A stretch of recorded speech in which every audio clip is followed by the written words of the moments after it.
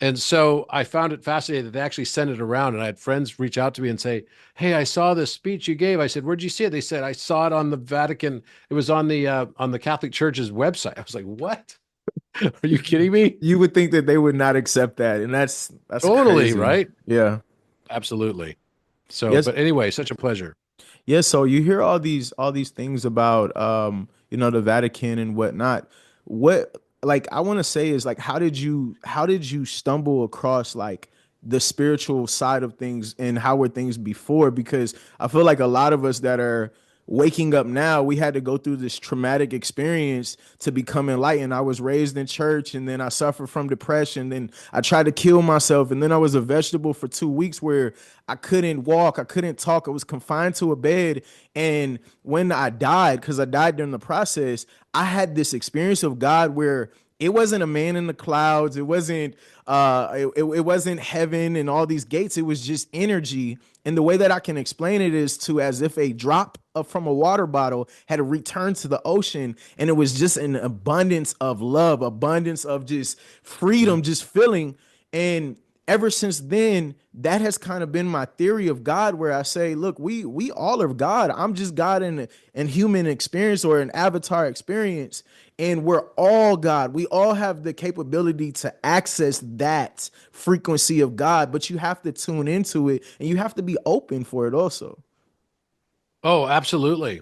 I think that's the thing. You have to stop believing that you're not God as well. Mm, In order to realize God, have your God realization, you have to recognize that you are a part of the thing that you're perceiving as God. And for you to think that the universe, and a lot of people can look at nature and say, wow, that's God. I can see that. I can see that. But I can't possibly be God because I'm imperfect. I make mistakes. You know, my shit stinks, like whatever it is. yeah, And then what we're really doing is we're just creating more ego. And ego is just separation. So basically that is, you know, I think the most important aspect is to realize that you too can be God, and that worthiness is not tied to what you decide to achieve in life. We are all worthy just as a birthright. Just remember mm, that. absolutely. So, how where did you ever like experience like a traumatic experience that, you know, led you onto this path, or was this something that you always had installed in you and you just continue to pursue it? Definitely I always had some belief inside of me that there was something more. I didn't know what that something more could necessarily be. What was it exactly? But I knew that there was something more there. Mm, And so I always looked, and I was open to what that something more could be. But I would say that in the last 15 years is when my awakening really became solid to me. It was no longer a concept, and in particular in the last 5 years, it was no longer a concept. It was now a new approach to how I perceive my reality. mm. So I heard you say that you were saying that there's two things that I want to touch on is that I was hearing you say that judgment is I guess worse than hate in a sense, right? And then also the fact that um, you have to accept your shadow. Analogy is that the villain always ends up being the hero, and the hero always ends up being the villain. You look at Batman, he ends up going to jail. You look at the Joker, he inspires all these people. So, can you touch Yeah. on those things for me? Yeah. I think all of us are both hero and villain, and we only want to see that we're hero. Mm, So we all have a yin yang within us. Like I said, I'm not afraid of people that have darkness. I'm only afraid of people that believe they have no darkness. yeah, And even villains believe they're the heroes. So Thanos, you yeah, know, this is the Thanos effect. Every one of the characters that you find, pretty much all the villains have a reason that they are villains. And for them, that becomes their mission that they're willing to die for. that's crazy. It's when you say this, I like when I was under the victim mentality, it made me realize that I was in control. I had perceived myself based upon my trauma that was in or placed upon me as like this bad kid, which ended up growing into being this quote unquote bad man. And then I just accepted that for myself, where I was walking around and telling people like, I'm depressed, I'm this, I'm that. And I was like, why did I keep on putting these images or these beliefs on me, these titles on me, and then thinking that my life was going to get better? I had to understand that these were opportunities for me to grow. These were opportunities for me to learn a lesson. And once I started learning the lesson, whether it was bad relationships, whether it was traumatic situations that my parents placed upon me, once I learned the lessons in these situations, then I became who you see now, where I can tell people my story and it can help them accept their trauma. Like it sounds fucked up when you say, "Oh, I did it to myself," and I was a bad person, and this and that. When you say all this stuff, and then you're like, "Oh, well, I'm happy that it happened to me." Like I'll tell my kids all the time, I'm like, "The shit that I went through, I'm happy that I went through it and I embrace it, because now I have something that I can tell you to help assist you in your journey. I'm thankful that it happened to me and it doesn't happen to you, or I can bring awareness if it does happen to you, because now I can use my trauma or my darkness or my shadow as a light to steer you or help you find the light upon your journey." And that's kind of the things, is that we look at the shadow, we look at the darkness, and we say, "Oh, this is bad and this is good." But the question is, if you were the only human being on earth that ever existed, would good or bad exist? No. Exactly. It's perspective. It's the way that you perceive it. Something bad to me may be good to you. I say it all the time to like people that I speak to in the hood or whatever. I'll sit here and say, if you killed my brother, right, I'm gonna perceive that as you doing bad. But if my brother did something to one of your family members, you're gonna perceive yourself as good. So at that point, the perspective or good or bad is just only based upon us. It doesn't Yep. truly exist. It's only how you perceive it. So No, absolutely. Exactly. It's whatever we assign to it, whatever we've taught ourselves. The narrative that we think that something is good or bad is really just us not willing to see that the thing we chose was the thing that we thought was beneficial to us. mm, Right. So it's like, okay, when we see some country in the world, right, like go and attack another country and kill their citizens and their women and children and everything, and we say that's evil, we have to stop that evil. So then we go and we send troops over and we invade a country and we kill women and children, and that's not evil. it's all evil. It's about how The you thing is perceive it. that we perceive that it benefits us, Yeah. and if it benefits us, then it's not evil, it's good, it's righteous. And we're taught this in the Bible even. It's like in the Old Testament, it's like, okay, go into this place called Amalek and kill every man, woman, and child and kill all their cattle and everything. And this is what the Lord God has commanded you to do, to go kill them all, to wipe the face of the earth of this scourge, right? And that's not evil. It's definitely evil. It's and that, like when people say that, when people bring up these theories, and like maybe I'm wrong, whatever. I'm an extremist, so I'm gonna say it is like what we've been told about Hitler. Yeah, we can all agree he did bad shit, right? But we never ask what happened to bring him onto this point. I've said this millions of times, is that you couldn't introduce me to a 3-year-old Hitler and say that this is a bad kid and I could believe it. The point is that something had to happen in order to lead these people into this journey. I don't know, and I've looked it up. I haven't seen why Hitler actually did the things that he did. Did somebody attack his mom? Did they kill his family? Like all these things happen. We don't know. I don't know. Maybe you know, but That's because Hitler was Jewish. whoa. He was. Look it up. That's crazy. I did not know that. I did not know So that. it's like why do so we have people that do things like gay bashing, right? Yeah. very often the people that perform the gay bashing are gay themselves, and they're in denial of it. It's just like the movie American Beauty, Yeah. right? Where Kevin Spacey ends up getting killed by the neighbor across the street because he's out working out every day and the neighbor across the street wanted to like have sex with him. And so he had antipathy for the temptation, right? That was being perpetrated on him by the neighbor. So he had to go kill him. We very often do the thing. In fact, that's almost what we exclusively do. We do the thing that we judge others negatively for. It's the exact same case of, oh, this country is coming in here. They're attacking another country, and that country, you know, they have innocent women and children. They're getting wiped out. So we need to send forces and troops there to do that, right? To stop that, to stop the scourge. And then we do the exact same thing that we were basically saying was evil and needed to be fixed. But then really the whole reason for it was, well, that country had oil and now we have rights over those reserves.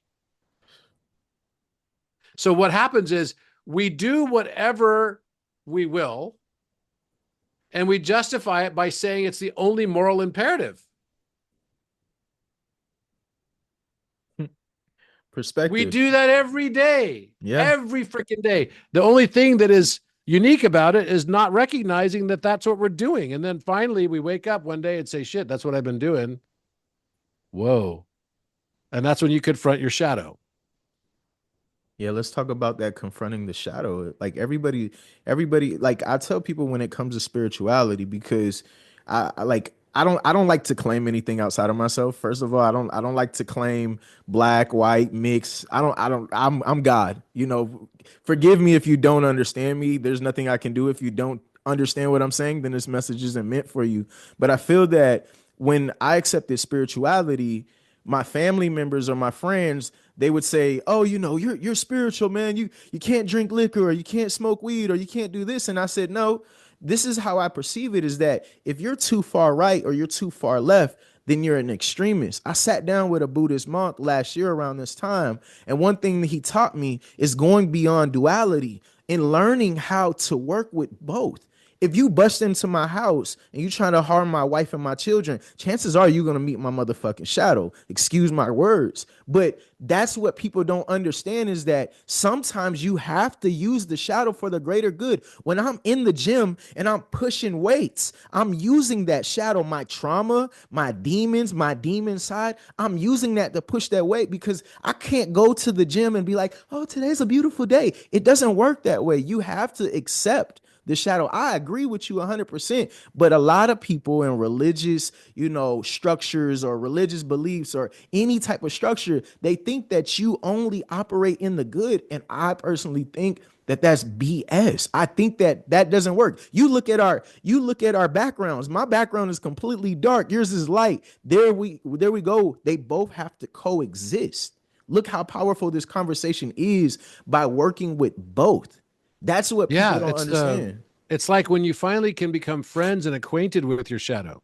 Like I've always had a shadow. Trust me.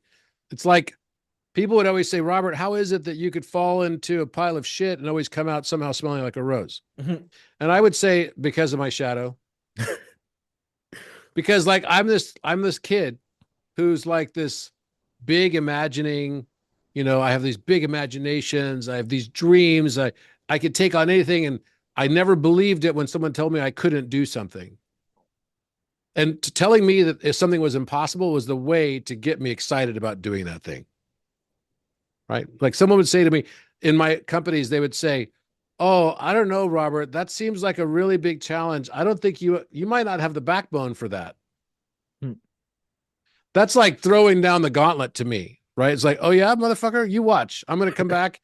And then the thing that you said was impossible, I'm going to be saying, yeah, can.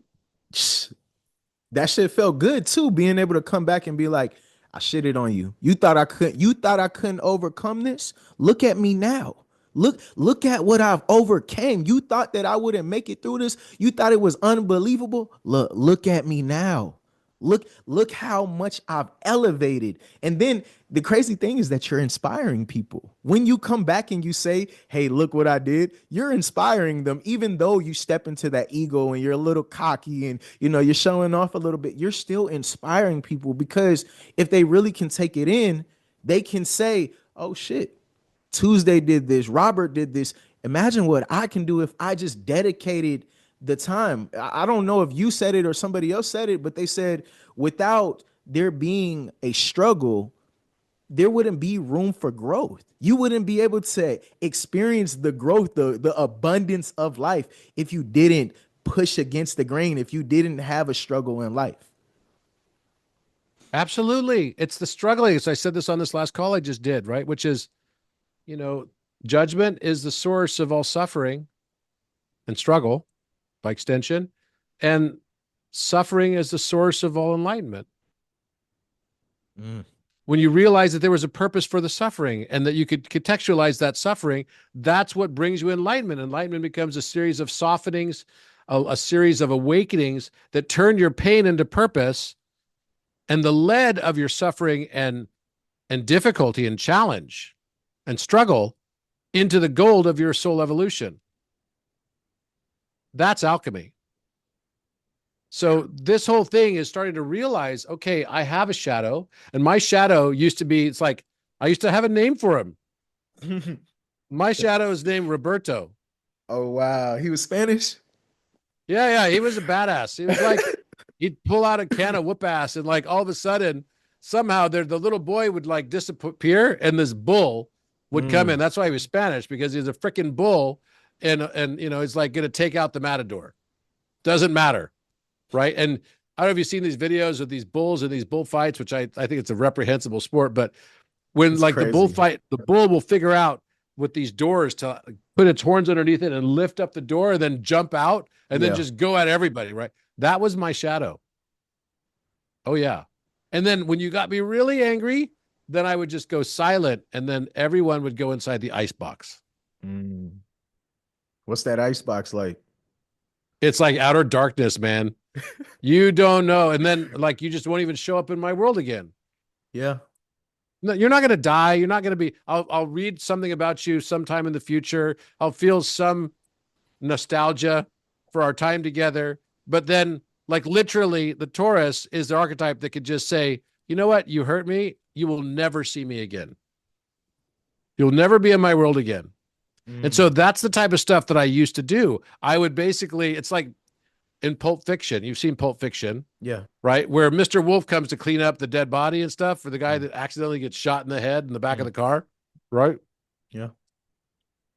That was me in a way. I'd have a Mr. Wolf side of me that would like take over, clean up, whatever was necessary. And we all have it, by the way. Isn't that so beautiful though? Like I tell people it's so beautiful that you have that side of you. It's just about learning how to use these things, learning how to use that side of you when the time is right.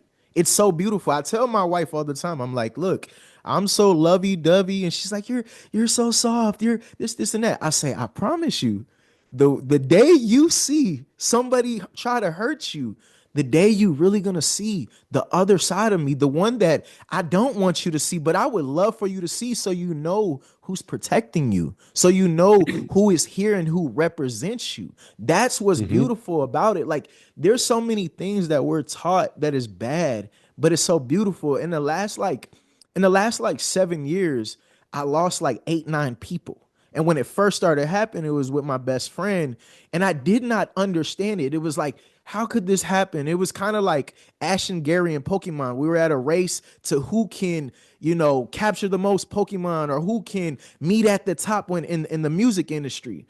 And when he died, I felt like I no longer had that competitor, to go back and be like, hey, hey, I got this new song, I want you to hear it, or I got better than you. I didn't have that. But then as I got older, things started transforming, and I perceive it now to the point where I'm like, one, he's just out in the world. He's transcended out in the world, and he's enjoying life. But two, I am thankful that I had the opportunity to experience him, to experience my brother, to experience that challenge, to experience that competitiveness with this person, because I haven't found that in anyone else. He's the only person that I've been able to experience in this life on that level. And I'm thankful for that. I am so thankful that I have the opportunity to experience that. But it's beautiful because now he's completed his journey on this realm of reality and this level.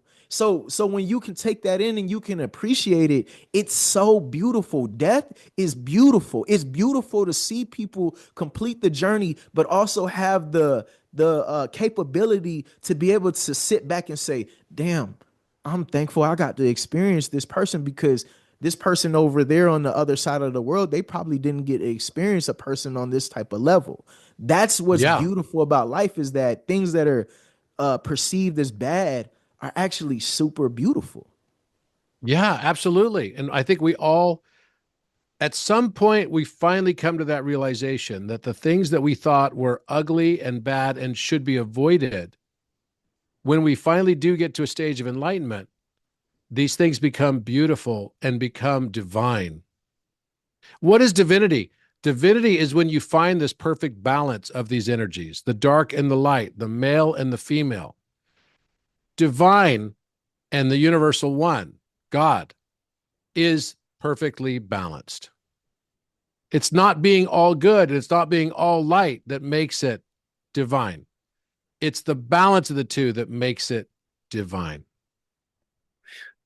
When you say this, I'm telling you, so within the last like 4 or 5 weeks since we set this up, I went through your Mhm. content. You led me to go read or to go watch the Da Vinci Code again. I started, all when I tell you, listen, when I tell you synchronicity and divine connection is so beautiful. So I was speaking with this girl on a podcast. Her name's Starlight. A couple months ago, she was telling me about her experience in past life with Mary Magdalene, right? So then I started listening to you talk about Mary Magdalene and divine femininity and masculinity, right?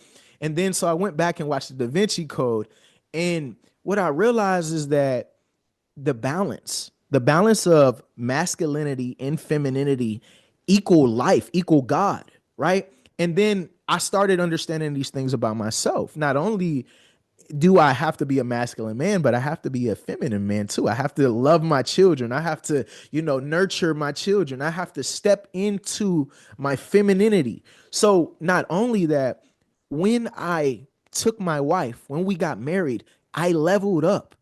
And I would tell you this is that before I was more aggressive and this and that and trying to prove to people that I'm this masculine man. But then once my wife came into my life, she bossed me up.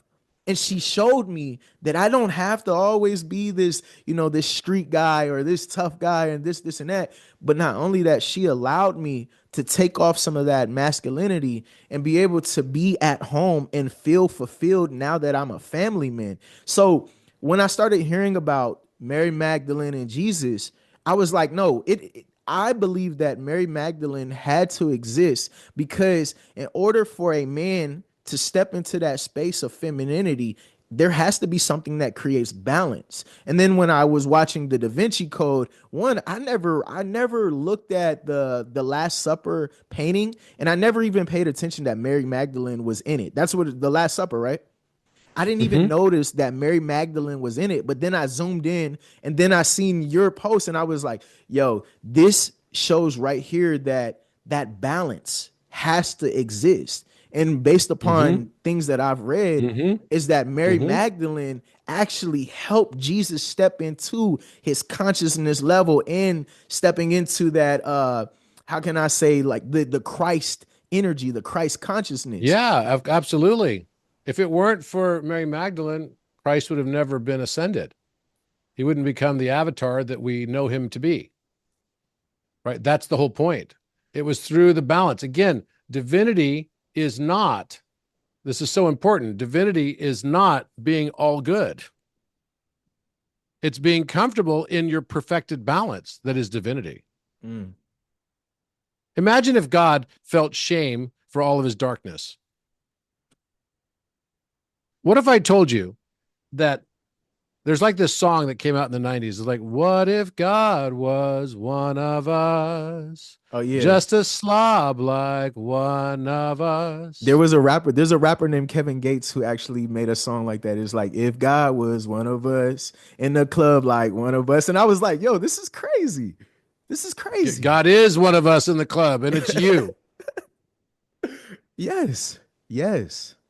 So this is the point that, we tend to have our own conception of what God is. And if God wanted to play a game with himself, he would never play a game where he had all of his, or she had. And whenever I say he, it's just because we have no term for this. I don't like the word it. It's too impersonalized. I agree. But God is not male or female. It's both. It's both. The balance of opposites. But let's say you and I were both divine, and we are, but we just didn't know it. And in the context of knowing it, we'd say, let's play a game. Let's divide ourselves up so that we can perceive ourselves more significantly, more deeply. Because an eye can't see itself without the aid of a mirror. So I got to create a mirror. I'm going to create you. I tear myself in two just for the purpose of meeting you. That's a bar. That's what we say in hip hop. That's a bar. I tear myself in two just for the purpose of meeting you. And so I do that many, many times over so that I can experience many me's, the different aspects of me, the different facets. And I think each one of them is a fact, but actually they're just facets of me. So we then decide we're going to play a game. So what's the game going to be? The game's going to be poker. So you and I are going to play poker. Would it ever make sense for us to be omniscient, omnipotent, and omnipresent playing poker? It wouldn't be a very fun game. Yeah. I would know the hand you're going to be dealt. I would know how you're going to respond to that hand. I would know, and you would know how I'm going to be dealt and how I'm going to respond to that hand and how I'm going to play my next hand and all my hands going forward. It'd be boring. In most games, once it becomes obvious that there's a clear winner, they call the game. So if everything was omniscient, omnipotent, omnipresent, then they'd have to call the game at the beginning of every game. Because you'd know who could win the game. It would be boring. The only game that makes sense is to play a game where each one of us has different talents. And the rest of our supernatural abilities are grayed out like a software.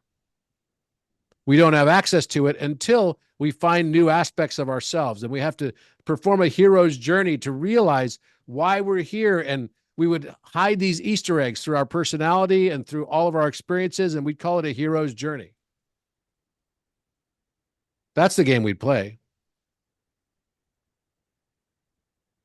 So everybody has the opportunity to be, you can be the hero or you can be the villain. It's really up to you on how you perceive it. Like, and that's why I tell people, like, people don't understand when I say, hey, I glitched out the matrix.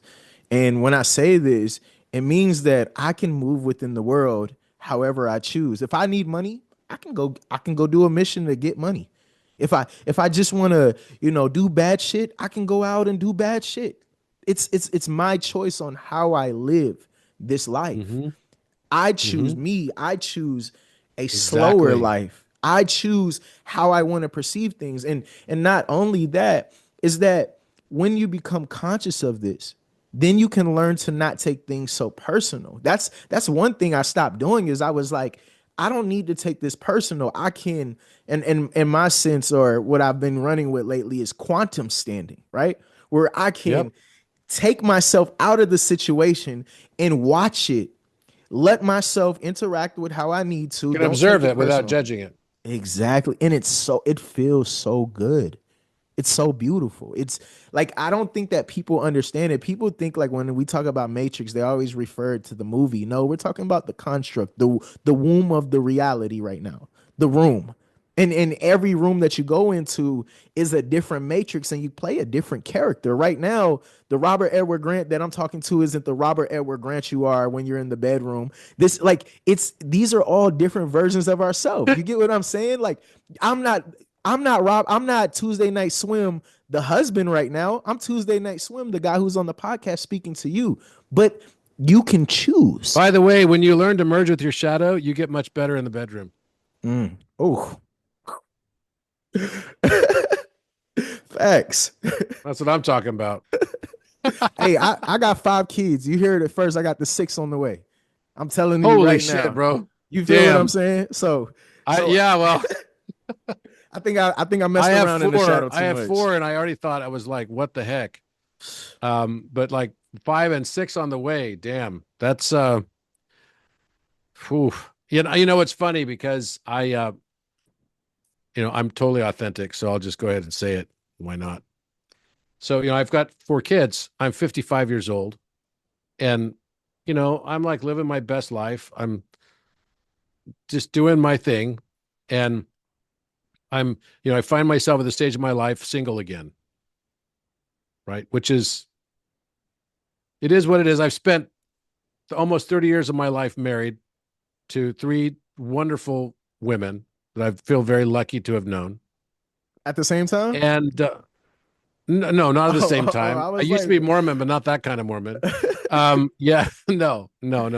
I was this. I spent 10 years almost with each woman. And I was good husband for 10 years. I liked that, but then you realize that you start changing, and every cell in your body, almost every single cell, is turning over every 7 years. Some turn over on a day-to-day basis. Some turn over every 7 years. Some still remain in your spinal column, et cetera. So there's a few that still remain for longer periods of time, but generally it's 7 years.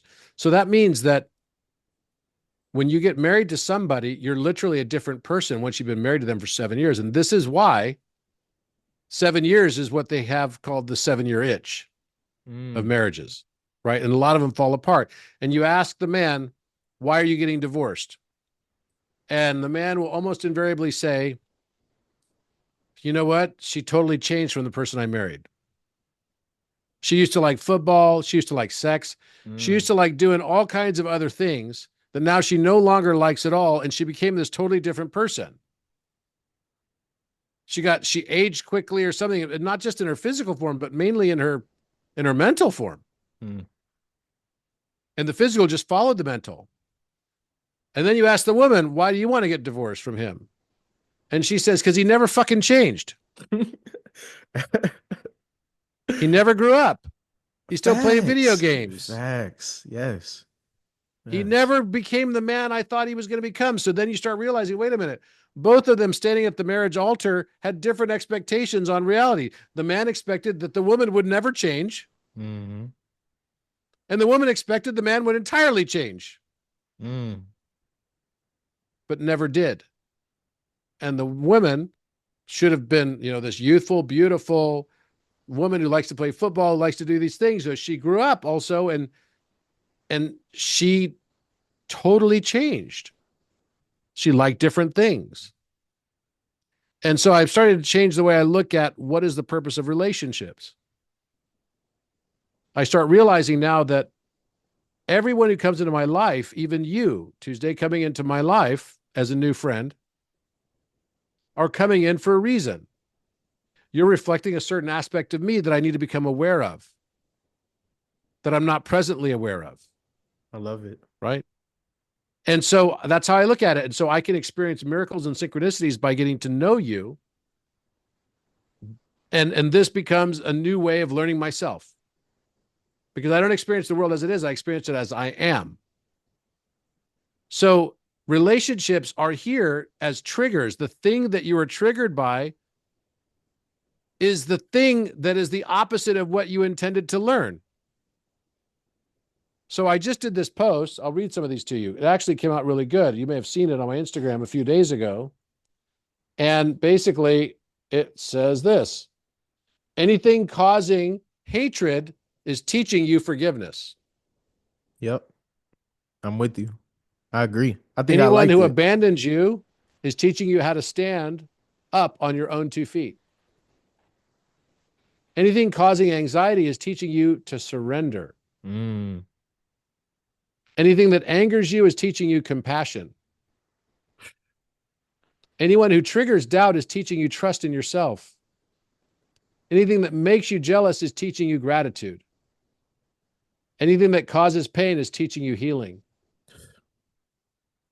So everything is teaching you the opposite, The that moment, for balance. example, like if you feel jealous at somebody's success, the moment you no longer feel that jealousy and triggered by it, you could be around them and still just feel grateful and feel good about them. That's the moment you're about to get a whole ton of abundance levied on you. That's it's so beautiful when you can acknowledge these things. I was gonna say, the thing about it is I'm about to be 8 years in my marriage, and I tell my wife all the time, I'm like, when we first got together, right? Her thing, she didn't believe me. This is so I have two baby mamas and a wife, right? Anyways, so I told my wife before we had children, I said, you're gonna go through a change. And she said, I'm not gonna change. I'm gonna like football. I'm gonna like basketball. We still gonna do wild things. And I told her, I said, no. The reason why these relationships didn't work with my other two baby mamas, they changed. And I didn't understand that. As a 22-year-old kid and an 18-year-old kid, I didn't understand that these women that I thought I loved at the time were gonna change. I didn't understand that. But with my wife, I told her, I said, you're gonna go through a change. The difference is in this situation, I know you're going to change and I'm going to be here when you change. But remember when we come back to this, that I can tell you, hey, you changed, right? So now we're on our fourth kid together and I'm like, look how much you changed. It's beautiful, but you have to acknowledge that you changed. I have still stayed the same. I'm still a child. I'm still a kid. All of me and my kids, we have video games set up in our living room. We have a whole gaming station. We play four or quads on Fortnite all together. And I tell my wife, I say, look, the thing about it, I think Sadhguru said it, is that you should be learning from your children how to be a child. I am still a child. This is the only time I'm going to experience life like this. Until I die, I will be a child, which means I have the opportunity to experience life at the highest level by sitting with it and enjoying every single moment. So every single day, it's a brand new opportunity to seize the moment and have fun. We are still children. You are not an old person. No matter how old you think you are, you're still young to the universe, right? You're still old to earth. I mean, you're still young to earth. So at that point, you're still a child. So right now is the opportunity to have fun. Don't take life too serious, because we all know at the end of it, it ends. The game ends. So Yeah, totally. so let's have fun. And I tell my wife, like, when she goes through postpartum, I said, it's okay. Like, we'll get through this together, but let's have fun. But on the other side, I also noticed this, is that before, when I was a single independent man, or individual man, I should say, is that I always wanted a family. I always wanted, a partner, a companion to really experience life on this level. But now, 8 years into marriage, I find, and if you take, like I said, if you take this wrong, I don't care. It's not for you. But I find so much joy when I'm by myself now. Sitting in meditation, and I go sit at the park. Totally. I go have fun by myself. I don't need to go chill with my homies at the bar and go to the club and have sex with all these women. I don't need to take on any more trauma in my life. No more drama, no more trauma. I'd rather go to the park, sit by myself. I'm 30, I'm about to be 35 in February. Go sit by myself, read a book, hug a tree. And I'm telling you, it makes me feel so good. I feel like I'm at the club. I feel like I'm at the bar. I feel like I'm around, whatever people think that is fun. It makes me feel good. And it's not to take away from the elements of having a family. It's the fact is that now it just feels good to be isolated and be able to be in control of my thoughts, my emotions, and enjoy life by myself at times. So beautiful. I'd love to see people like, hardcore, like gangster style rap people, like hugging trees in the park. All my friends think it's weird when I tell them, yo, everybody wants to hang out. Man, Tuesday, you don't hang out with us no more. I'm like, yo, come hang out with me. Come to the park. I took one of my homies a couple weeks ago. It's a little cold outside. I said, take your socks off.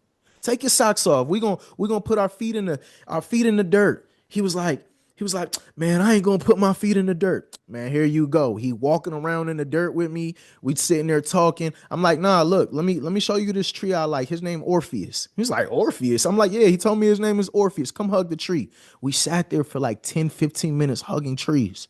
And he told me, he was like, bro, I feel so happy. I just grieved the loss of my child.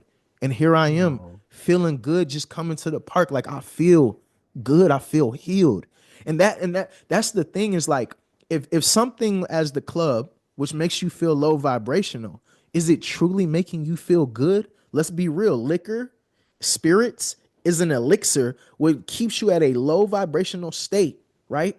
And then if you go hug a tree, it's going to raise your frequency and you're going to feel as if you drank an energy drink. You're going to feel charged up and you're going to So feel true. renewed. So true. So why wouldn't we do this? And when I show people this at first, they like people message me, they'll be like, yo, Tuesday, you out there walking in your motherfucking feet, putting your feet in dirt and hugging trees and this and that. You weird. I'm like, no, you're weird. You're the weird one because you think that it feels good to put poison in your body. Not to say drinking is good or bad, but if you're abusing it, you're an extremist. So at that point, just try it. Try it and then let me know how you feel. I tell people all the time, I meditation love it, saved my bro. life. It saved my life. I've been on depression medication. I've been on all this stuff. I tried pills. I tried lean. I tried all these drugs. Women had sex with all these women, and nothing cured my depression more than meditation, more than hugging a tree. Isn't that crazy? Yeah, I mean, I don't know that. First of all, I'm not surprised by that. I think it's beautiful. I think it's extremely beautiful. But, I think that whatever it is, and it could be drugs, it could be alcohol, it could be any kind of sensory attachment that we have. It could be sex with a lot of women or a lot of men if you're a woman, right? These things are all things that people think they need. The person who is truly enlightened needs nothing. And what is meditation but finding the still point of the nothingness, Yes. right? The way that you are able to attract everything is when you're comfortable being in the place of nothingness. Think about that for a moment, because you're comfortable in the lack. You're comfortable in the aloneness. Therefore, you don't need people to be around you. You become comfortable in the loneliness. Therefore, you have power over your environment. Mhm. There's nothing that you need. So when we need nothing, we become enlightened. You have everything when you have nothing. That's right. You've learned to transcend everything. The person who suffers from fear of heights, the best thing they can do is learn to overcome their fear of heights. So they might go to a high location and get used to climbing around just to get used to it. And then eventually they've leaned into it enough that they're no longer held back by their fear of heights. It no longer has power over them. They've learned to transcend it. Falling in love with duality is learning to fall in love with the game that is duality, that it exists for a reason. It's not here to punish you. It's not here to make your life crazy difficult. It's here to transcend you. It's here so that you can become aware that duality itself becomes a necessary aspect of divinity realization. I love how you break it Judgment down. is a source of suffering, but suffering is a source of enlightenment and the return to the divine. All of this can be found in the still. That's why meditation becomes so critically important. It can all be found in the stillness of the nothingness.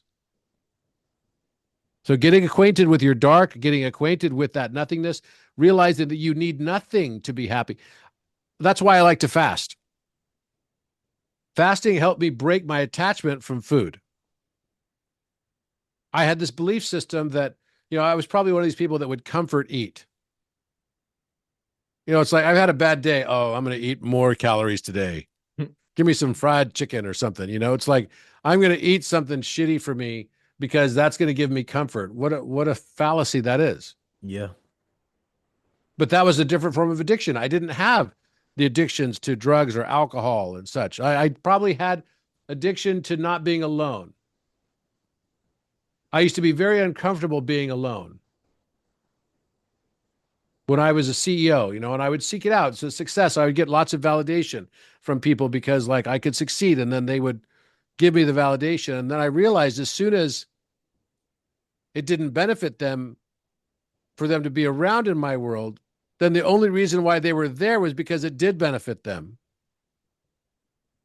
They weren't true friends. Facts. You finally find your true friends when you don't feel like you need any. It's just like when you go to a bank and you want to get credit and the bank says, oh, you need credit to get credit. Well, how do I get credit? Well, you have to have a credit history. It's like jobs. It's a catch-22. Yeah. Well, to get a good job, you need a job history. But then how do you get a job history without a job? Not my problem. Go figure it out. Facts. It's like, do I want a Until finally job? you break the code. Then you break the code and you realize, oh, I fake it till I make it. Which is what I did. I'm not ashamed of it. Most of the time, people would come to me and say, you can't do that. I'd be like, yes, I can.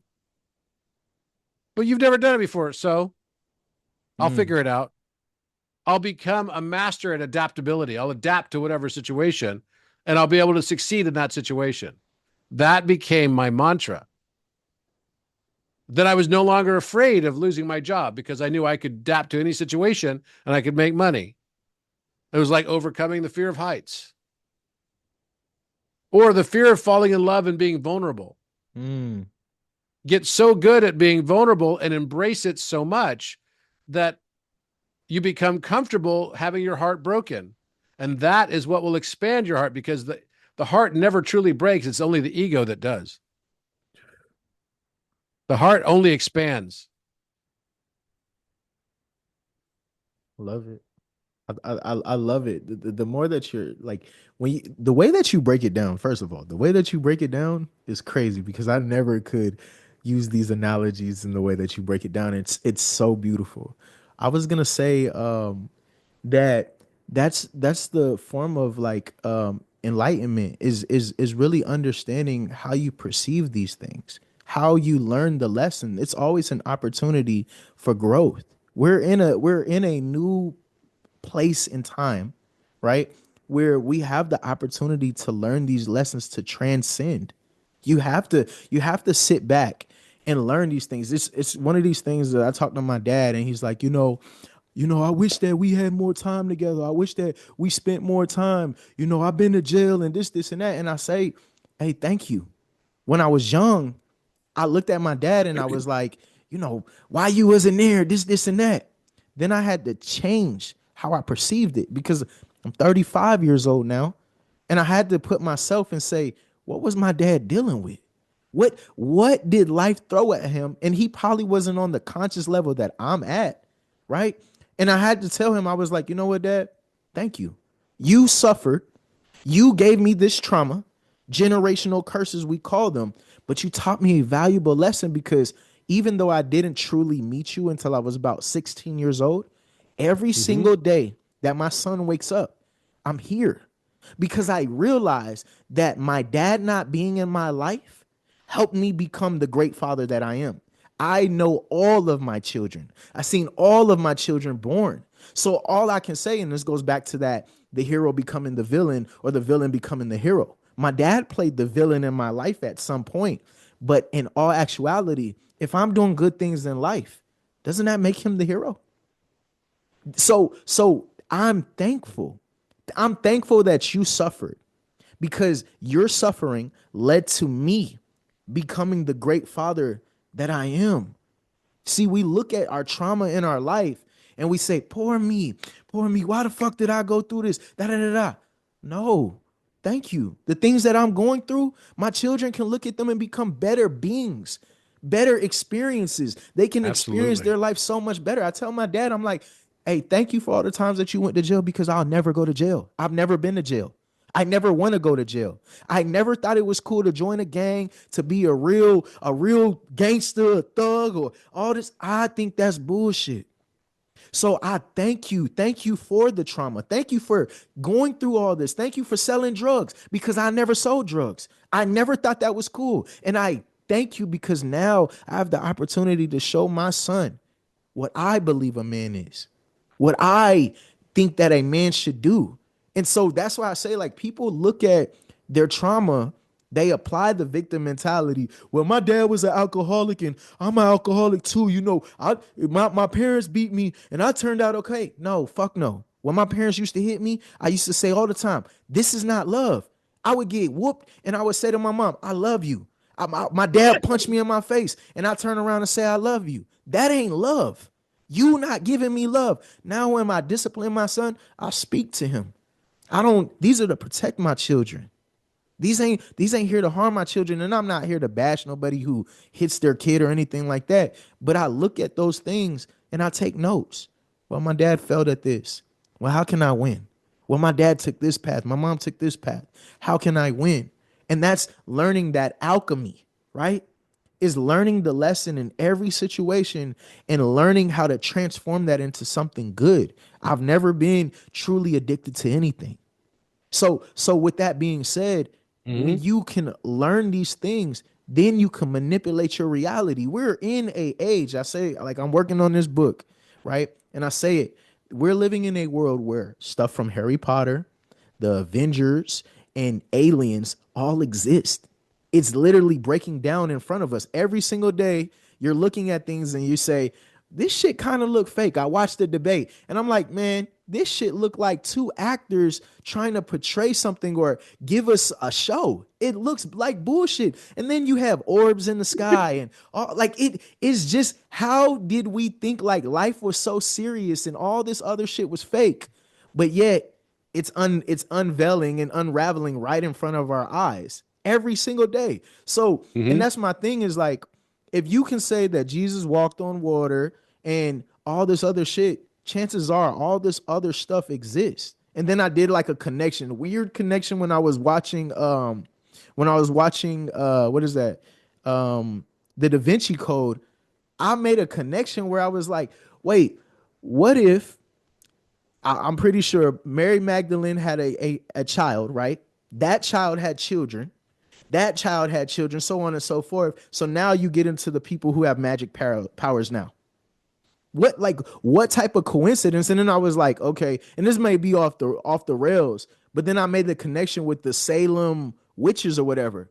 I was like, okay, there has to be some type of truth that makes these connections. And that, for me, that would prove that Jesus exists and maybe he had the powers that he had, because you have people right now who have these powers, who have these gifts, and people say, oh, you know, it's not real. You got people talking to the dead. You got people who doing spells and all this other shit. If Jesus exists and Mary Magdalene exists and they had a child, then chances are this child connects to all these other people with powers. So we're truly living in this world that people thought was fake. Aliens and magic, Harry Potter and the Avengers with AI and all. Bro, it's right here in front of your face. You don't see it? Oh. I'm going to show you something I've never showed anyone. Go ahead. Let me see. Let me make sure that I can like see it. And it might actually blow your mind. Let's see. So, because you is asked it the on question the, about, is it on the screen? it's going to be, yeah. Okay. I had to make sure like I didn't have to like allow it or something. But go ahead. All right. So this is, let me just fix this first. Let's see. All right. So this is a painting that was found, and I'll tell you, I don't know where it is right now, but someone showed it to me. They showed it to me, and it's a Da Vinci painting that no one knows about. Oh shit. Okay? Oh wow. And it was found, right? It was found. You're seeing the boundary of this painting, right? Mm-hmm. You see it? You know who that is? That's Mary. Mary Magdalene. And those are her children. Is that a boy and a girl? Yeah. Okay. And so this was found, and I won't give the story. I mean, I was not involved in it. I don't have access to it. I don't even know where it is today, but someone sent me the picture of it because they wanted me to see if there's any encryptions in it. And there are. And actually, there's an alien right here on the side, if you look. See if we can zoom in on this. There's an alien face. Here's his eye. Shit. Right here's Yep. his eye, is his The mouth. nose. Yeah. Oh yeah. Those. And he's wearing a crown. Do you see the crown? Oh my God. You're giving me chills right now. This is crazy. Yep. That And on is the back side of the crazy. painting, it Oh, there's has another a one on the left symbol. side. There's Yeah, another there one on the is. left. Wow. There's another one on the left, right over here. Yeah. So this is a painting that on the back side of it has actually a stamp and like a little framing thing and an official symbol of the Third Reich, the Nazis. Mm. So this was probably a painting that was taken by the Nazis. And if you ever saw that movie Monuments Men, it probably ended up somewhere in one of those bunkers. Mm. And the person who, enshrouded in secrecy got me this image so that I could actually see it and analyze it. Did it through other people, et cetera. So I have no idea where it is or where it's come from. So if anyone called me up and said, where's this missing Da Vinci painting? I would not know. On the back side of it, it also said Leonardo da Vinci. So I believe that it's real, and I believe it is full of encryptions, and I know some of the encryptions, and I'll be probably do a post on it at some point. This is mind blowing. And then it's crazy that they both have different color hair. Yeah. Yeah. Well, they have two different fathers. Who's the fathers? Oh. Well, I'll just tell you that it's linked to another story that I'll show you real quick, and you might be able to figure it out. Don't tell me. Wait. It's gonna probably blow your mind though. Is it Jesus and the devil? Um, maybe in some way, but you can find the answer in the Last Supper painting. Oh shoot. Oh, now you got to pull it up. I'm pulling it up. I've never talked about this with anybody. This is cool. And this is why I find an interest in you, because you can bring these discoveries out and it just blows your mind. Yep. It blows your mind. So take the Last Supper. Okay, so here we go. And I will actually do this. Save image to photos. Okay. So here we go.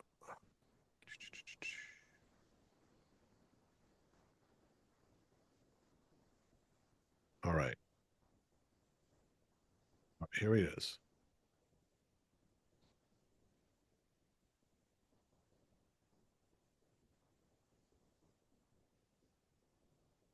Now, where's Mary Magdalene? Right there.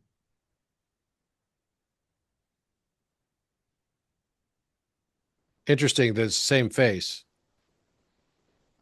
Yeah. Okay. And also the head kind of going down to the side. Also very similar to the one I just showed you, right? Now, this face right here is Peter. Yeah. Peter was the same age as Jesus. Why does he look so much older? Facts.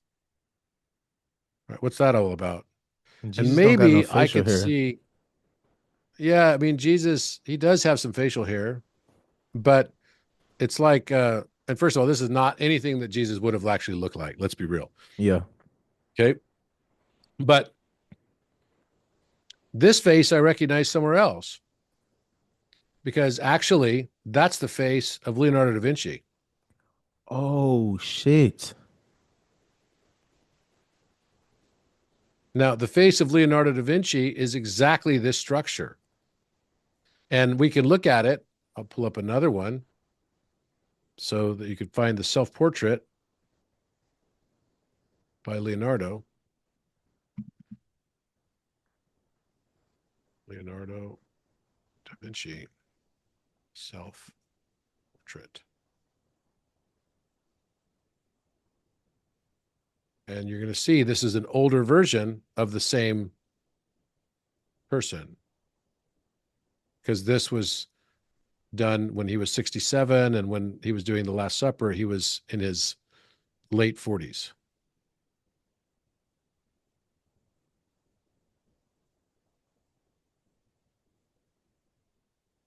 Mm, You see that? mm.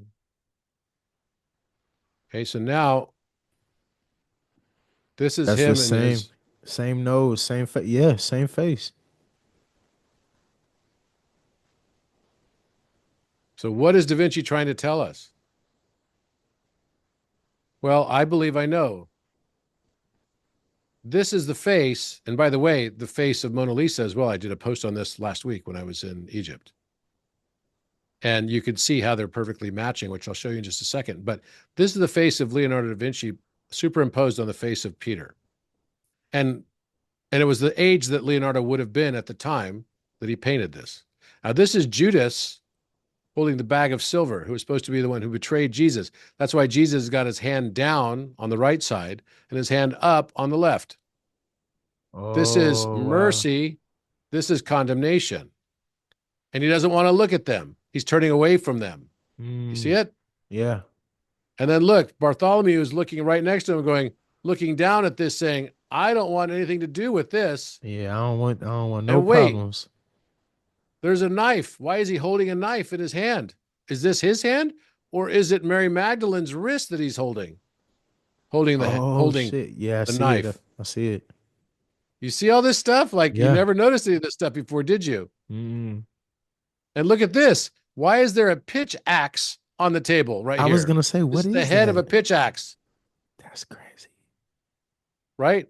And this is not just any knife. This is called the knife that's called the aj. This is the knife that is used in the ceremony of cutting of the mouth. When someone dies, this is what they would do during the embalming process. They would open up the throat and cut the mouth. And it has this exact shape. So what's all this symbolism doing in here? And why is Peter looking old when he's the same age as Jesus, approximately the same age? And by the way, if we look here on the wall, you'll notice that this side of the windowsill is concealed because of the perspective geometry. So we can see what looks like a letter right here. Looks like a backwards number 7, doesn't it? Yeah. And then here you can see both sides of it. So it's the same shape as pi. And then here we only have this side. Well, these are Hebrew letters. Yod, He, Vav backwards, because it's like a mirror. Yod, He, Vav is the name of God. I am that I am. It's the abbreviated name of God. Normally it would be Yod, He, Vav, He. But anciently they could just say Yod, He, Vav, and that was the abbreviation for G-O-D. It's God. Mm. So what is going on here? And why does Peter, who is reincarnated as Leonardo da Vinci, have his hand down the blouse of Mary Magdalene? And why is Mary Magdalene listening to Peter as he's whispering? What could he have to whisper to her about while Jesus is condemning? And look, they've even got her with looks like a fake hand right here, where the two hands are being held together like this, and one of them looks like it's fake. Yeah. It doesn't even look real. It's like a prosthetic almost. It's not even alive. It's got a white color that's very bizarre, That's super where weird. these hands look very different. This looks like a fake hand. So her other hand is here, where he's holding her wrist. It'd be very hard for him to contort his wrist like that. Yeah, I see it. His hands wrapped around her wrist. Yeah. So, and they're sitting here conspiring together with Judas. Was Judas duped? Wow. So, was he having an affair with her? Yes. Was Jesus's head tilted like that on the cross to the right? Yeah. So, what's happening here? And they went to Egypt just before he got crucified. He came back to Jerusalem. This whole scene is actually giving us an encryption of the Great Pyramid's king's chamber. This room is the king's chamber. This is the sarcophagus. And you can even see a bull and a cow on the wall right here. Look, here are the horns. Here's the cow. Here are the nostrils. I see it. You see it? Here's the ridge of its back. Yep, I see it. You see it? And the letter A right here, Alpha, Q, W.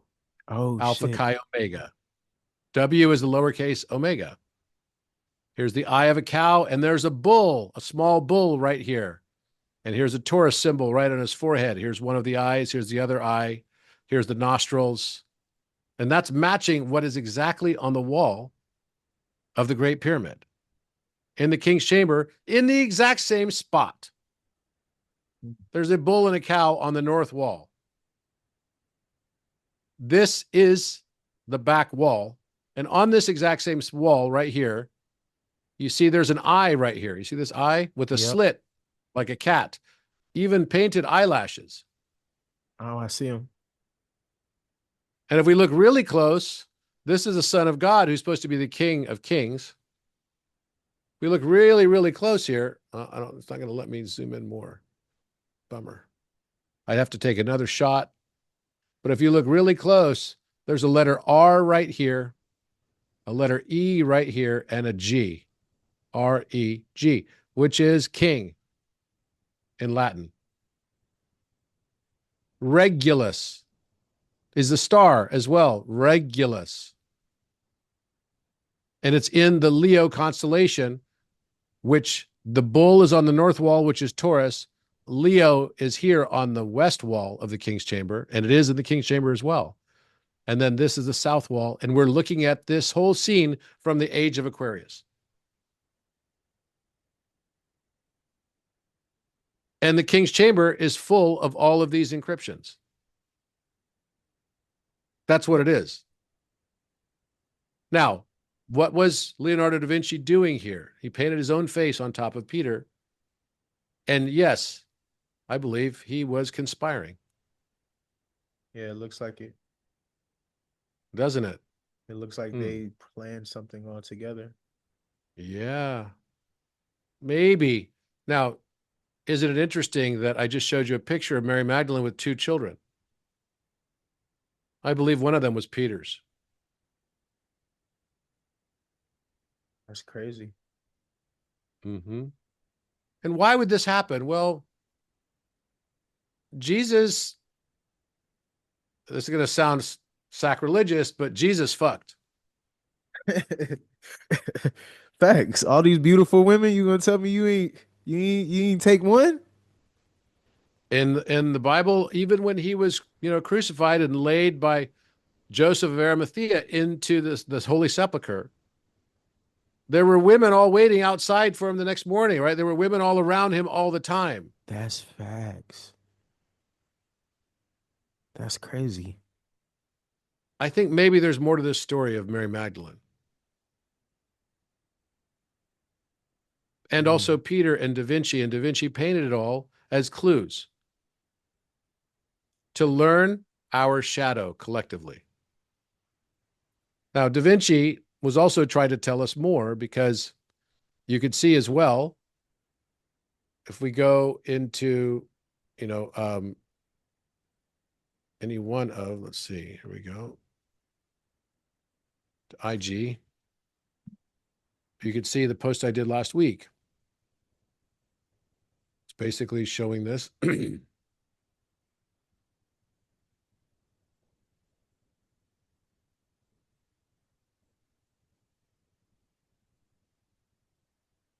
So I superimposed the picture of Leonardo, his self-portrait, on top of Mona Lisa, and found this.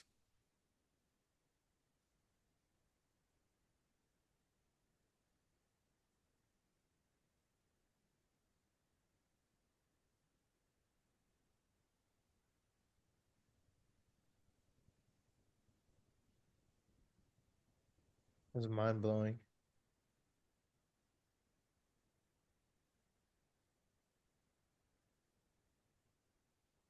Is that a trip or what? Yeah, that's crazy.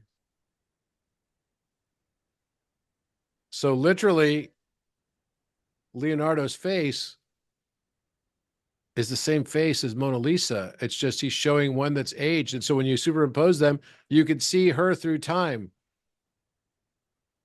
Yeah, she got old. All I did was mirror image the Leonardo self-portrait so that it's facing the same direction as the Mona Lisa face. And look, the proportions are all in the same spots.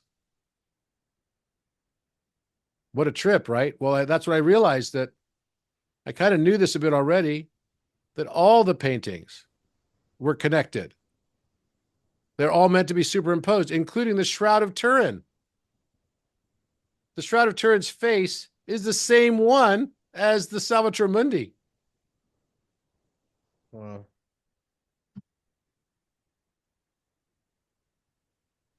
And you can see the lotus flower coming out of the top of his head. This is some photograph technique. Leonardo faked the Shroud of Turin.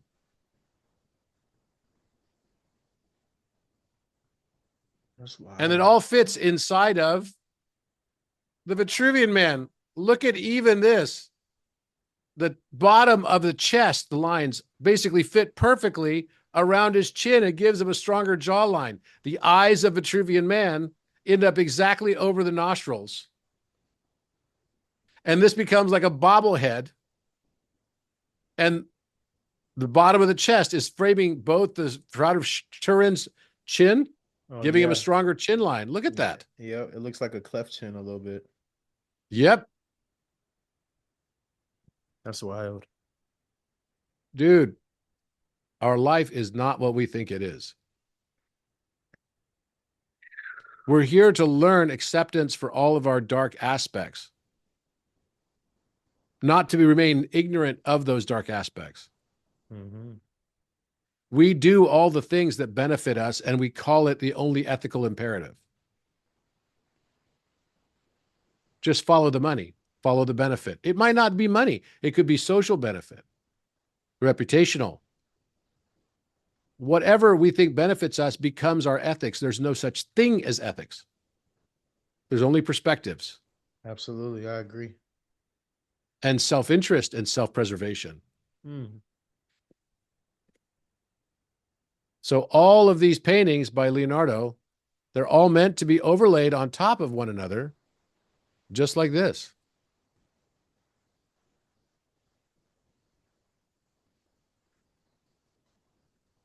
I realized there was a cipher that connected all of them. You just place Mona Lisa with this shackle right here on the side into the square of Leonardo da Vinci's Vitruvian Man, so that the hands of the Vitruvian Man go end to end of the painting. And then notice her head is crowned by the circle of Vitruvian Man, and his feet end up on the same block that her hands are resting on. And does his wrist fall inside of the shackle that's hanging out there? Yes, it does. It's perfect, like a lock and key. That's crazy. What a trip, right? So then you take the Last Supper painting, has the 2-to-1 proportion of the King's Chamber, and place it around the circle. And then you'll find all of these new correspondences. The rivers and the road in back of Mona Lisa are actually making Kundalini rising snakes. It's teaching us that everything we think is separate is actually just fractals of separation of source.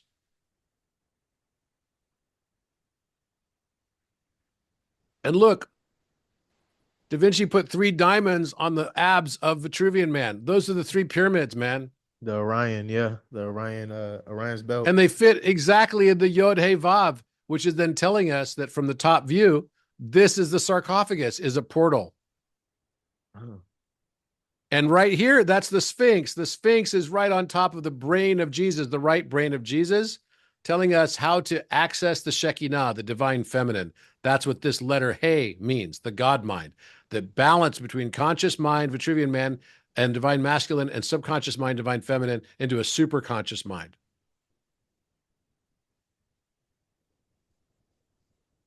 The central window matches the proportions of the King's Chamber, so that sarcophagus has to move from the back of the room to the center of the room.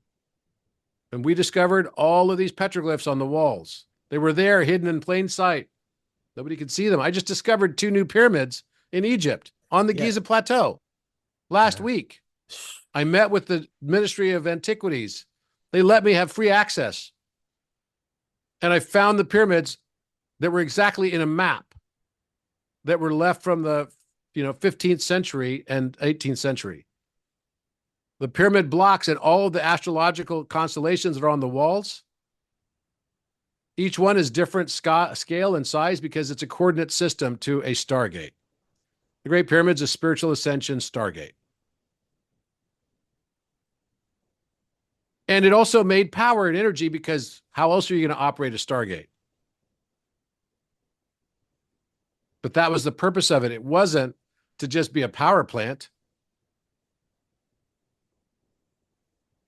It did it so that it could make scalar energy. So this last week, I just was in Egypt and made a discovery while there. It's right inside this. So I'm looking for the fourth pyramid. Looking at satellite photography and everything. Find exactly. I was wearing a suit because I met with the Ministry of Antiquity just before this, and I didn't want to go back to my hotel and waste time and change. 1857, which was Fra Mauro, an Italian explorer. And he showed 5 pyramids on the Giza Plateau. There was another I've seen the two smaller explorer ones. by the name of Pocock that came in 1743 that showed 5 pyramids as well. And then in 1755, Norden, who was a Danish explorer and cartographer, came and depicted from an aerial view 4 pyramids. It had also a ground level view of 4 pyramids that has now become quite famous. And so we're here investigating to see if we can find this 4th pyramid on the Giza Plateau. It's supposed to be on the south side of Menkaure Pyramid. So it would be southwest of Menkaure Pyramid. So let's go check it out.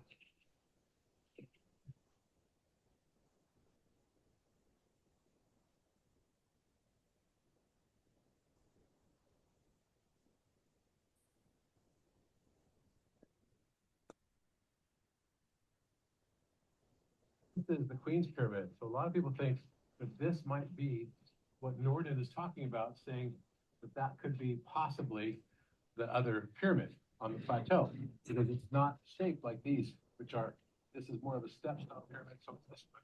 And that one looks like just a smaller pyramid.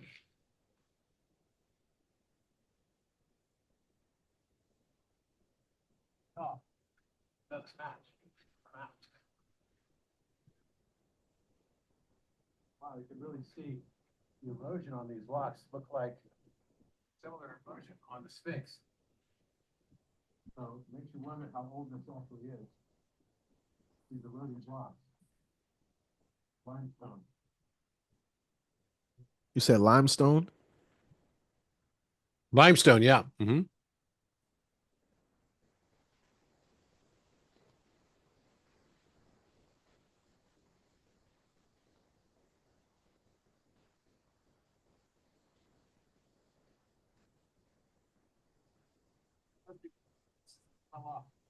Up.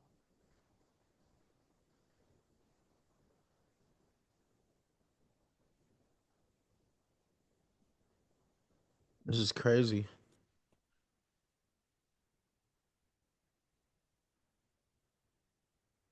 How long did it take you to find it?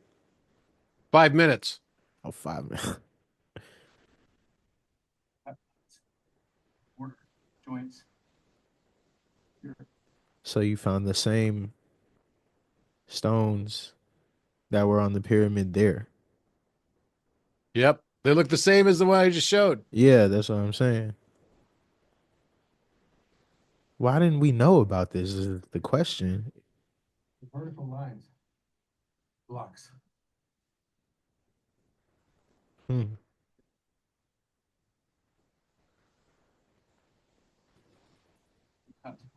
You can see the joints. Yeah. It's like right here, here. It's crazy.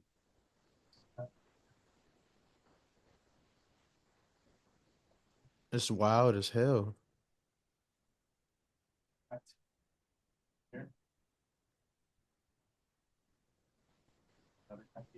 So do these connect to any other That even has a notch stars? inside of it. That's a pyramid technique right here. They make a notch where it sticks out like this. Now you're going to see also from outside, The shape of the pyramid in the sand is the shape of a pyramid in the sand. It's really funny. So there was a fifth pyramid here on the Giza Plateau, and it's exactly in this spot. It's right next to the other pyramid, which is there. There it is. The chimney on top of it. That's the one we were just on. It looks like a pyramid. From Yeah, the it side. does. Look, the angle. Like a pyramid. Wow. Let's see if we can find blocks here too. These are most definitely blocks. Oh man. This is another pyramid. You can tell from right here. It looks the same. It's identical.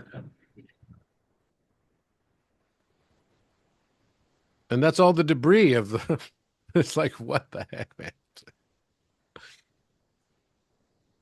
Well, is this the fourth pyramid of Giza that was described by both Pocock, the explorer, and also by Norden, 1755? The only way to know is to excavate. So I think it's now up to the Egyptian government, the Ministry of Antiquities, to decide to excavate this to see what we can find underneath all of this sand. I think they're going to find a pyramid. Did they say that they'll excavate it or no? Have a great day. Yep. Excavate it? They're doing some geological review of it first. Mm-hmm. But, you know, these are the blocks. I mean, you can see this. Yeah, you can There's see a how it block lines right up. here. You see this joint right here coming down, another block over here. Does that look like a natural formation to you? Nah, Hell no. that's crazy. What are they trying There's to another hide? one too. They're not trying to hide it. I think they're just surprised. First of all, they've been, you know, doing this. They've got so much stuff invested in there only being 3 pyramids on the Giza Plateau. Mm-hmm.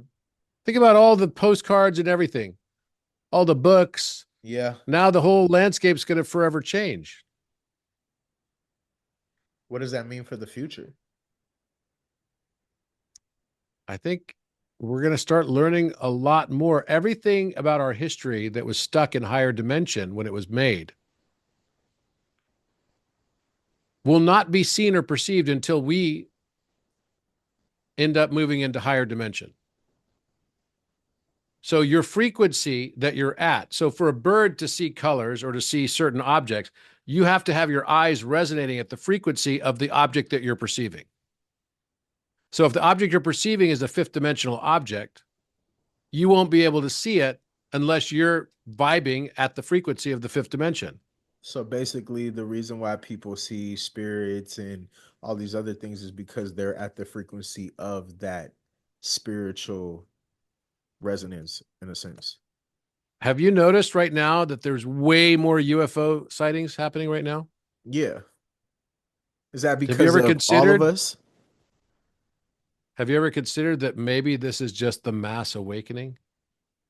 I was thinking that. That's exactly what's crazy. I mean, with everything falling apart, so we're Everything raising our is becoming frequency. uncloaked. Yeah. That's what's really going on. Does that make sense? It makes 100% sense. Right. So we're just now waking up to all this stuff that we had no idea about. You know, and Da Vinci also was famous for making this. He made this this thing here, right? This is at the Da Vinci Museum. What is that? And everyone thinks of this as a parachute. Why did we perceive it's a parachute? First of all, Da Vinci's not stupid. He's not going to make a wooden framed parachute. Is that going to fly? No. No. This is a pyramid. And it's basically taking the man up into his ascension. That's a totally different meaning. So the consciousness. Yes. Is how you Absolutely. can perceive that. Yeah. Yep. So all the things that we think, it's all about our consciousness. As we raise our consciousness, our vibration goes up. As our vibration goes up, then we have the ability to see differently, to see more. And that ability to see more means we're going to experience the world differently. So this is a video that just came out yesterday.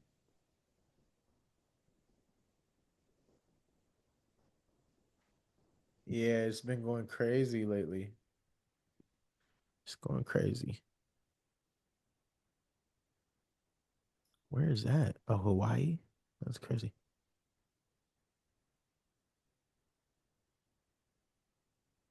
Hmm. So this shows you where people are becoming more conscious at France. Yeah, dude, it's not like all of a sudden, yeah, we've got this whole drone thing going on. What the heck even is that? I think that's bullshit. That's in my opinion. I'm like, okay, you guys, like somebody's trying to confuse people or throw them off course or something. Like something is just weird. But Just weird. remember, there's no they. Yeah. Everything is you. Bars. So think about that for a moment.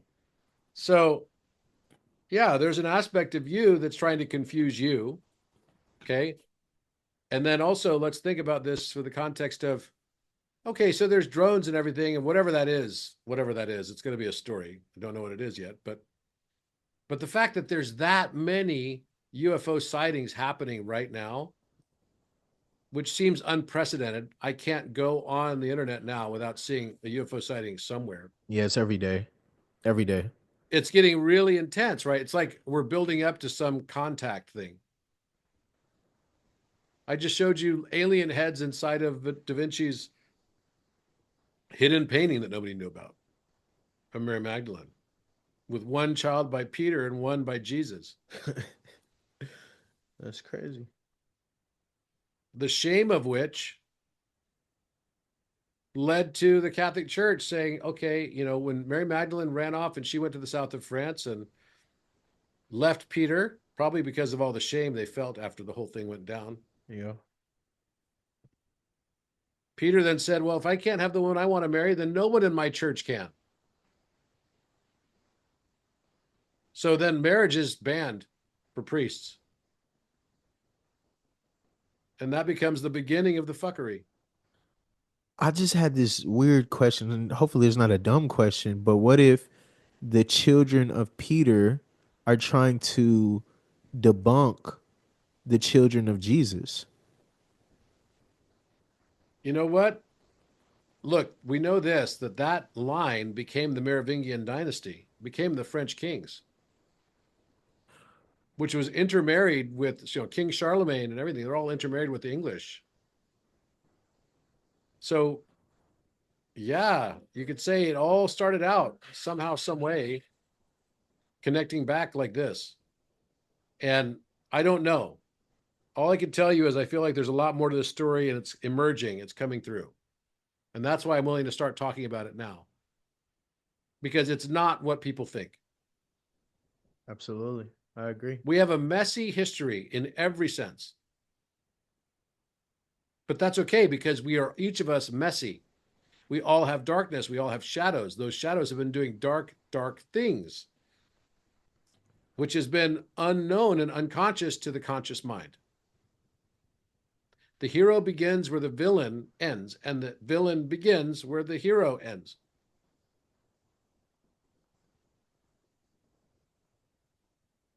And what's right or wrong is entirely subjective to what will benefit us in our own self-preservation. So do you feel like moving like 2025 is going to be, I'm not big on the New Year's resolutions and stuff like that. I believe that every day is an opportunity to seize the moment and become renewed, actually every moment. But do you feel like 2025 is going to be the beginning of something, or the next level to what we're already doing now is becoming more enlightened? Yeah.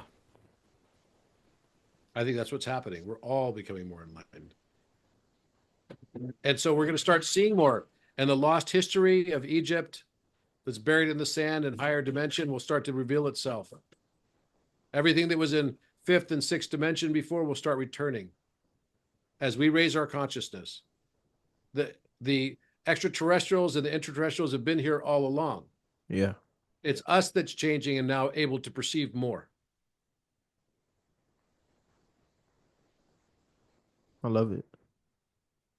I think it's beautiful that we're shifting. And even when I think about this stuff, it makes me like, I look at time differently now too, is that even though so many years and time is moving so fast, I feel like a lot of us are aging slower.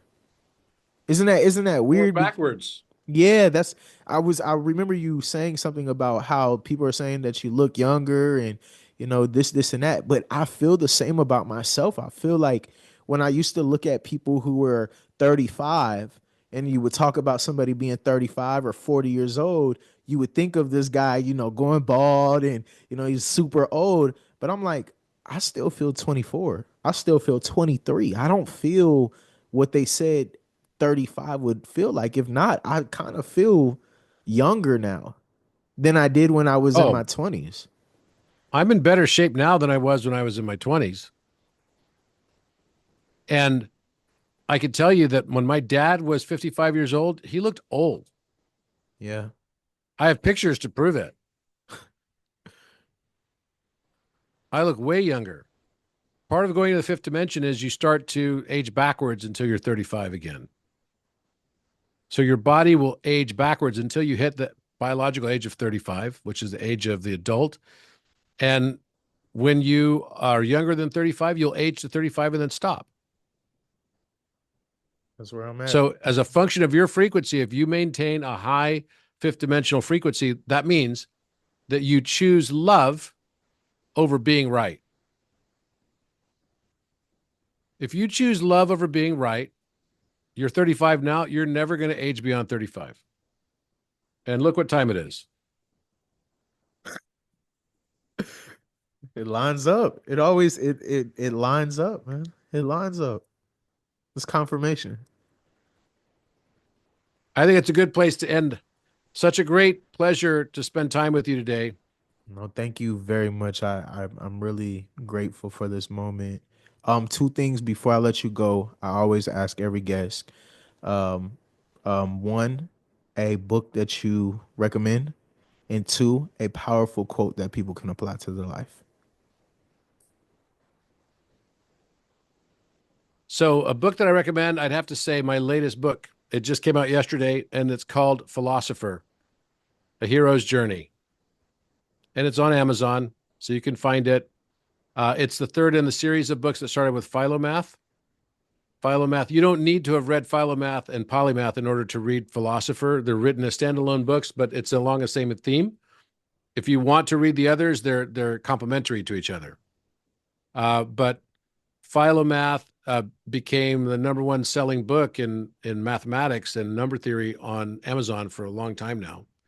And then the second book, PolyMath, is more geometric, it's more philosophical, and then this book is the most philosophical of all. So it's applying the meaning to things like geometry and mathematics that really applied philosophy is mathematics. Applied philosophy is math, applied math is geometry, applied geometry is physics, applied physics is chemistry, applied chemistry is biology, applied biology is psychology, applied psychology is sociology, applied sociology is back to philosophy.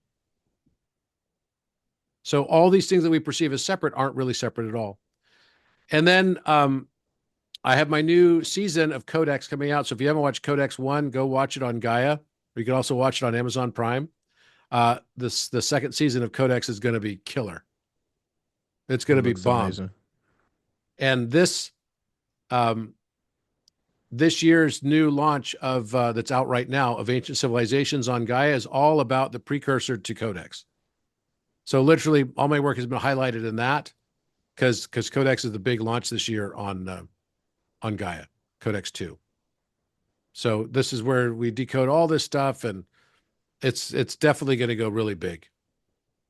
And so that's what I would say is you can find my work, follow me on Instagram, Robert Edward Grant, on YouTube, Robert Edward Grant also, and also my website, robertedwardgrant.com. And if you want to go to Egypt or to Peru or You know, we're doing other places in the world. We're going to Turkey later in 2025 as well.